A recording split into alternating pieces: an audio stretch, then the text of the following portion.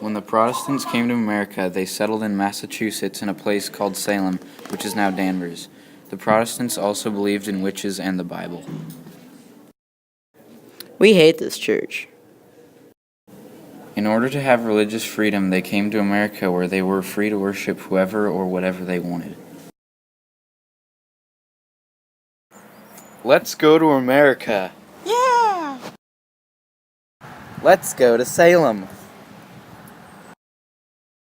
The main idea in their religion is that everyone has a predetermined fate, so only an elect few will go to heaven, and everyone else is destined to go to hell no matter what they do. They also had specific ideas about women, including how they were more susceptible to the devil. They should be very quiet and docile, and their main purpose was to help their husbands and their mothers. Mary, you're going to hell no matter what. Sucks for you. Pick that up, woman. Yeah! Reverend Paris and his wife would go around and meet with the people of their church. On these occasions, they would leave their daughter Elizabeth in the care of their Caribbean slave Tituba. Hello, good sir. While Tituba watched Elizabeth, she told her stories of magic and power, showing her voodoo tricks, and Elizabeth's cousin Abigail Williams listened in. They both knew that telling such stories was forbidden, but they managed to keep it quiet for a while. Later, more girls began to listen to Tituba's stories. The other girls included Ann Putnam Jr., Mary Walcott, Elizabeth Hubbard, Elizabeth Booth, Mercy Lewis, and Mary Warren. Look at this magic trick, little children. Then the girls started to have convulsions, seizures, would scream and cry out, and said that they were tempted to commit suicide. Ah, a witch!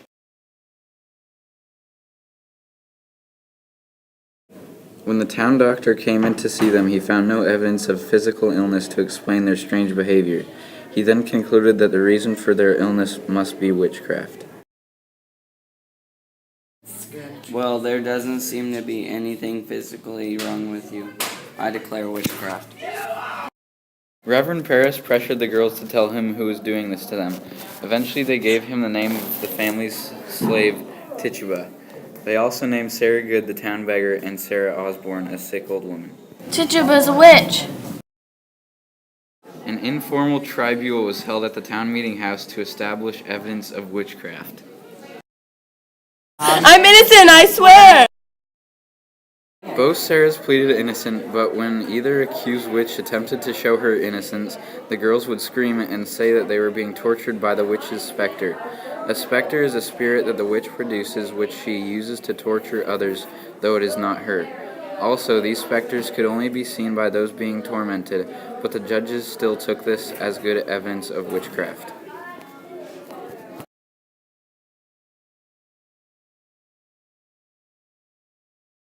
Her specter is hurting us.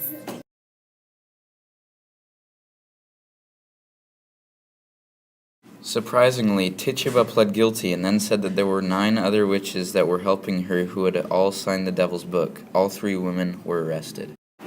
You are arrested! Later in 1692, the court of Oyer and Terminer was constructed by Massachusetts Governor William Phips. Oyer and Terminer translated means to hear and determine, and the court consisted of 7 judges and 12 jurors, as well as President Deputy Governor William Stoughton. Bridget, you have mail.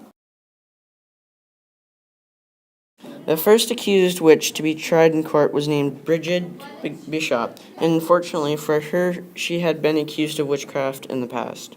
She was, of course, found guilty. Accused of witchcraft again? You are guilty. Now we will hang you. I will die June 10th. Goodbye, Mother.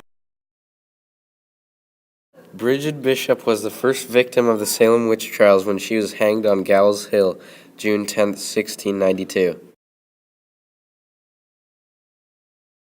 The first victims of the trials were lower status townspeople such as beggars and old women, but later the girls began to accuse people that were respected in the town. They included Reverend George Burroughs, Rebecca Nurse, and the 4-year-old daughter of Sarah Good, which of them only Burroughs and Nurse were hanged. It's Reverend Burroughs. He's a wizard.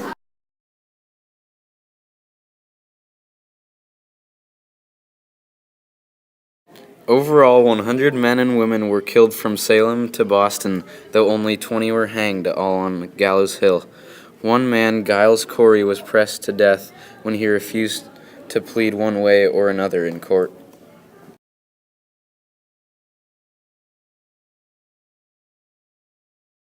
Neither guilty nor innocent. Tie him down. Get the boulders. More rocks. Of the 100 men and women, 4 died in prison. Eventually, the girls' accusations became so outrageous that the authorities could no longer support their claims. They began to accuse people who are not normally thought of as witches: men, children, and the upper class. You child are a witch.